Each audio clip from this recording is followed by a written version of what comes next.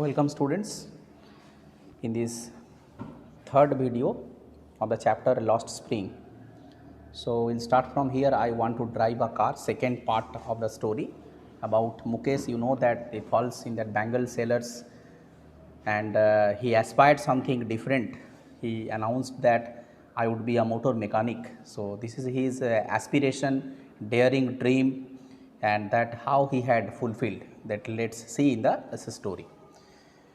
Mukesh insists on being his own master. So, where the last part of the story about Sahibi Alam concludes, this story starts from there.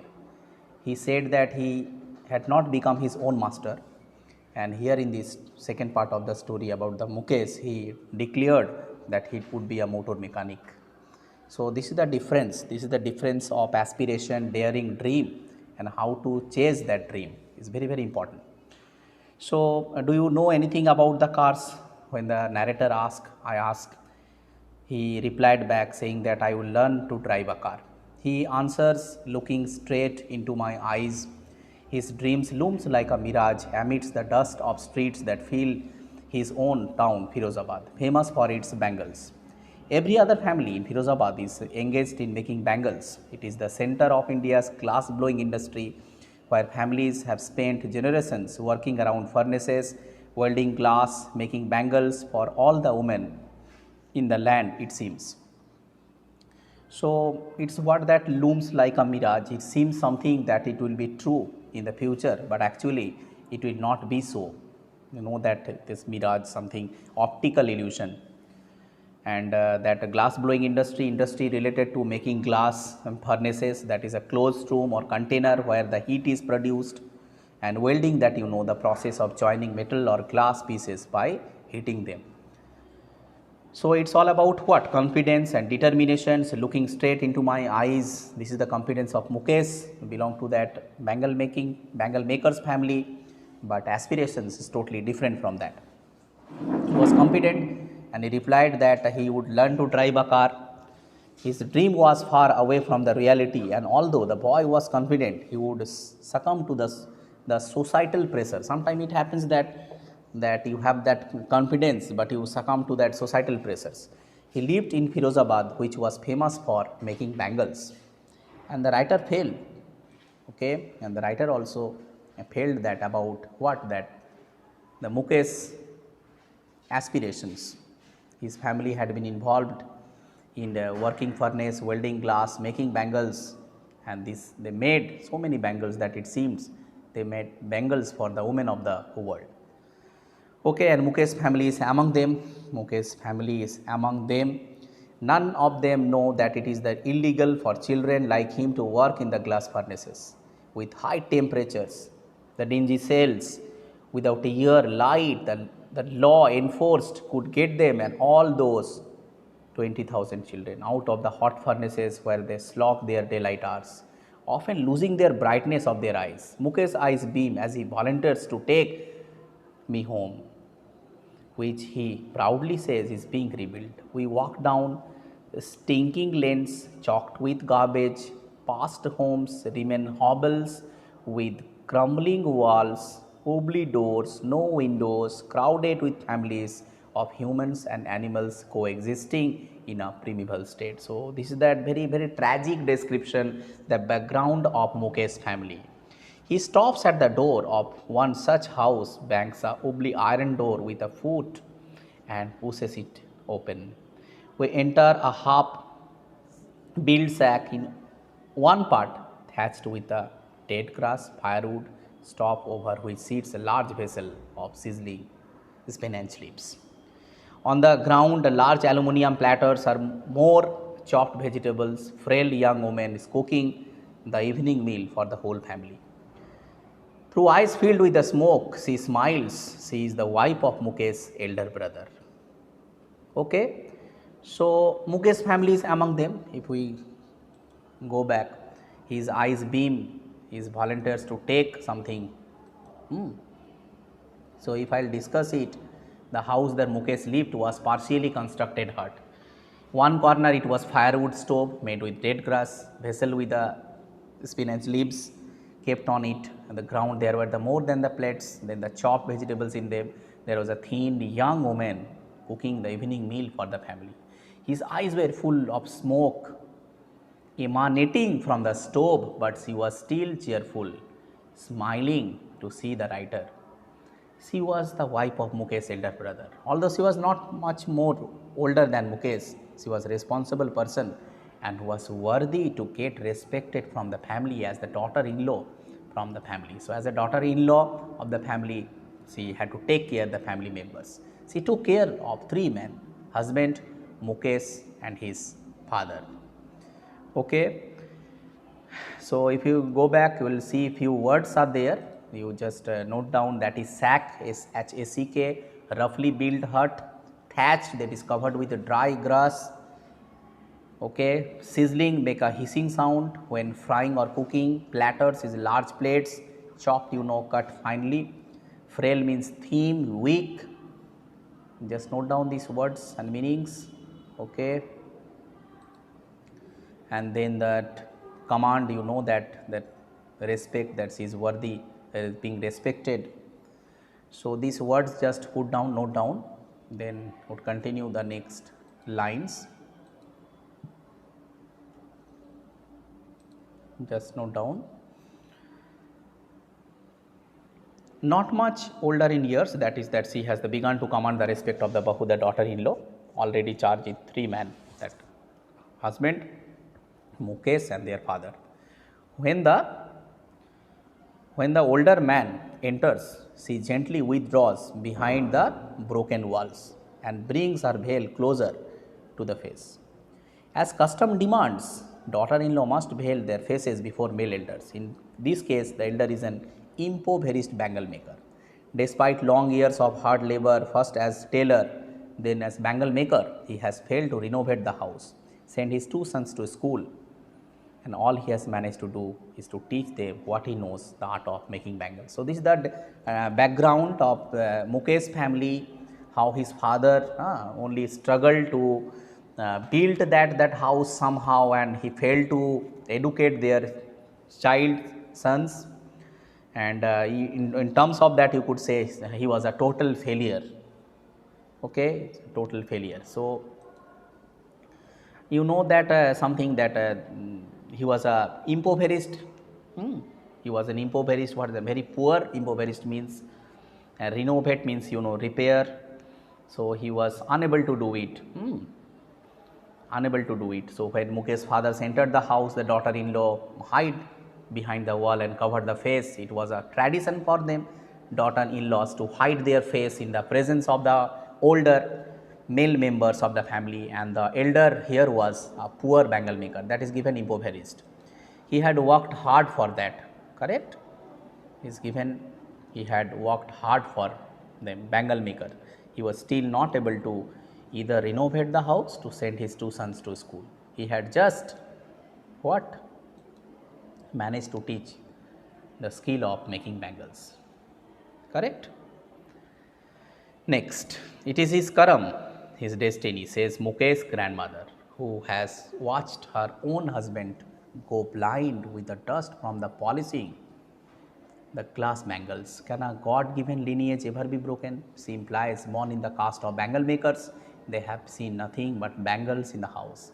In the yard, in every house, every other yard, street in the Firozabad, spirals of bangles, sunny, gold, paddy, green, royal blue, pink, purple, every color born out of the seven colors of the rainbow, lie in the mounds in unkempt yards, piled on four-wheeled handcarts pushed by young men along the narrow lanes of the shanty town.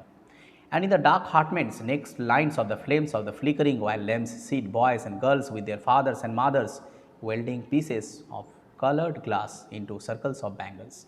Their eyes are more adjusted to the dark than to the light outside. That is why they often end up losing their eyesight before they become adults. So Mukesh's grandmother justified her son by saying that he was destined to make bangles, as it had been their family profession.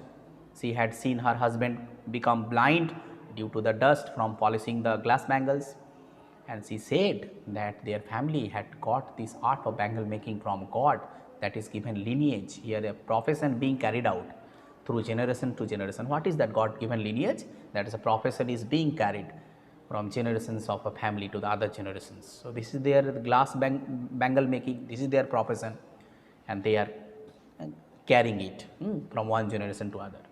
Born in the caste of the bangle makers, they have seen nothing but bangles in the house, in the yard, in every other house, every other yard, every street in Firozabad. Spirals of bangles, sunny sometimes gold, paddy green, royal blue, pink, different colors. It looks like that 7 colors of the rainbow. Line mounts in unkempt yards, piled on 4-wheeled handcarts, pushed by young men along the narrow lanes of the shanty town. What is that? Yard means you know that open area, the back of the house. Mounds means heaps. Unkempt means not taken care of. Piled means you know kept one top of the other. And shanty town, town that is full of small, roughly built huts. Okay, so they are more adjusted to the dark rather than the light.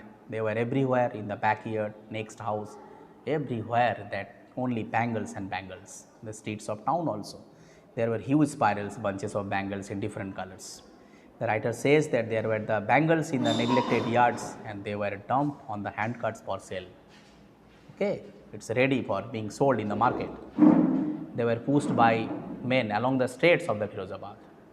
And in the dark apartments, next to lines of the flames of the flickering oil lamps, you know that their eyes are more adjusted. So here the writer described the environment where these bangle makers work. They were small, dark huts. Children would sit next to a line of the oil lamps where flames were unsteady. They, along with their parents, joined the pieces of colored glass into circles called bangles. As they spent the whole time in the dark, their eyes would not adapt to the bright sunlight, and many of them lost their eyesight before gaining adulthood. So, this is a very tragic note, tragic situation where they had been fallen into, and that situation is definitely very much doleful, you could say.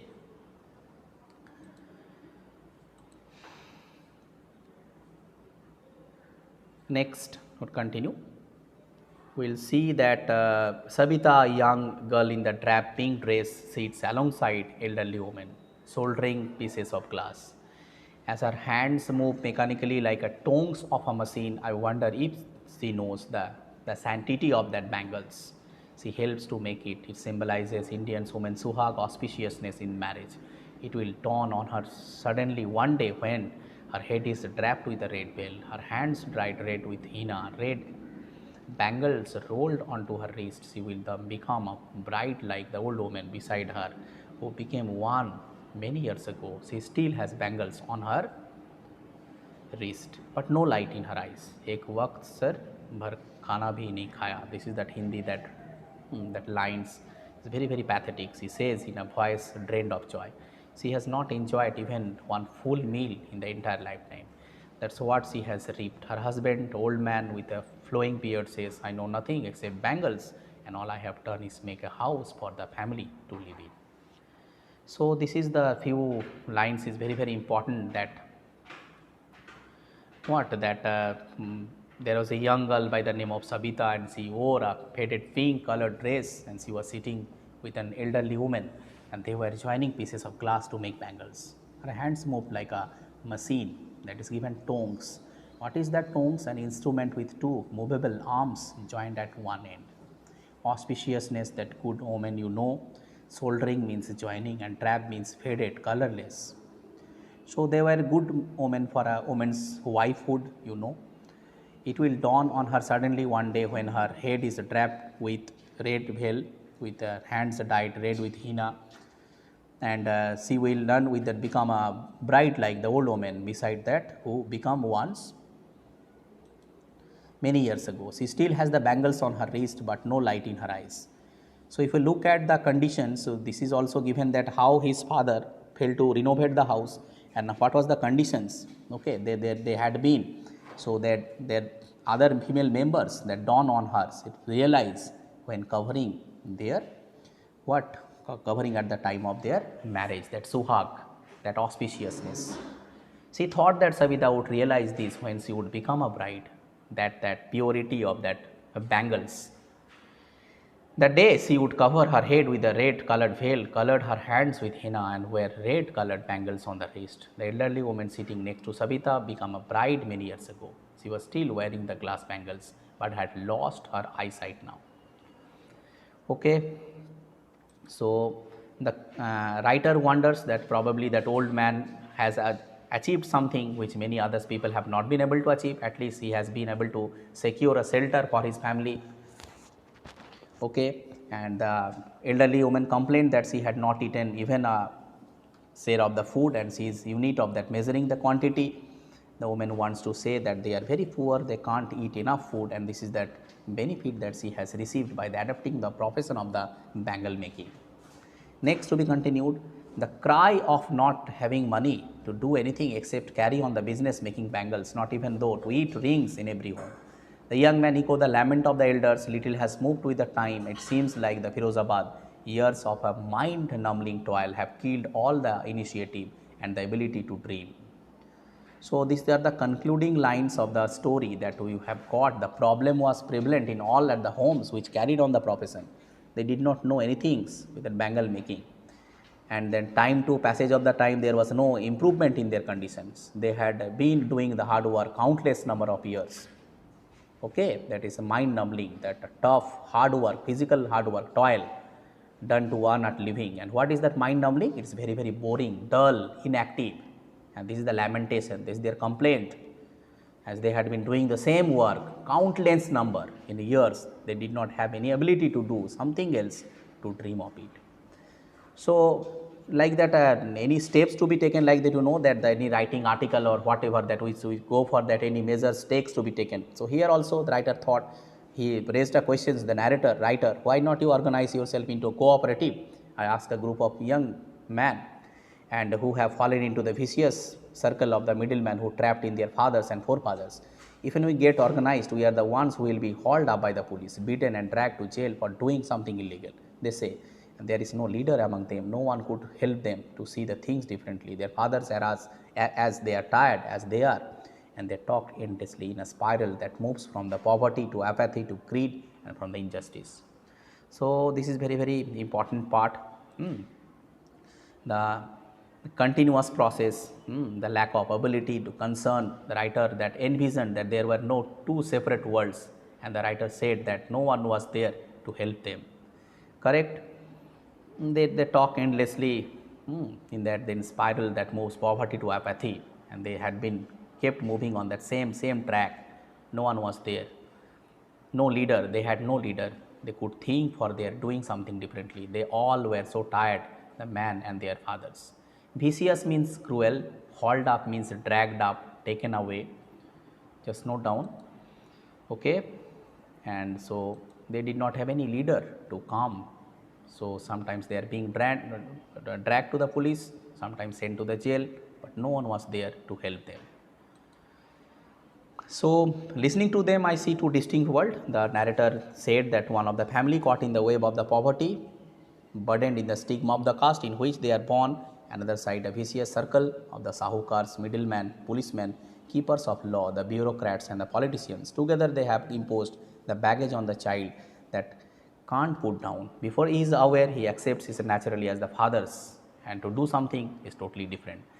So that this is the lack of the concern for their problems. This made them greedy to and led to injustice. The writer envisioned there were the two different worlds. One was such a families who were stuck to the poverty and the pressure of doing the traditional professions among them in the caste which they were born. Other world is a never-ending cycle of money lenders, middlemen, policemen, law-keepers. So all the bureaucrats, all the high government officials, police, all are responsible. Both of the worlds had forced the young boys to follow the family tradition. The young boys get into the profession and become a part of the vicious circle, this cycle, and even they were realize it. If they did not have anything else, it meant that they were challenging these two worlds. Okay, and this is the concluding part there. Mukesh's dream all about what? To do something is all about to dareness, and daring is not a part of growing up. When I sense and and daring is not a part of that. When I sense a flash of its Mukesh, I am cheered. I want to be a motor mechanic. So here Mukesh declared that he wanted to be a motor mechanic. He repeats, he will go to a garage and learn that the garage is a long away from that. Then garage was a long way from his home. I'll walk. When the writer asked, how could you reach? He said that I would walk after that. And he insists that, do you also dream of flying the plane? He is suddenly silent. No, he says, staring at the ground. In his small murmur, there is an embarrassment that has not yet turned into regret. He is content to his dream of cars that he sees hurtling down in the streets of his town. Few airplanes fly over Firozabad. Okay, so the boys had been reared to be bold and dared to dream something different. The writer was happy to sense that Mukesh had the spark in him. He repeated that he would become a motor mechanic. He wanted to be to a garage and learn his job.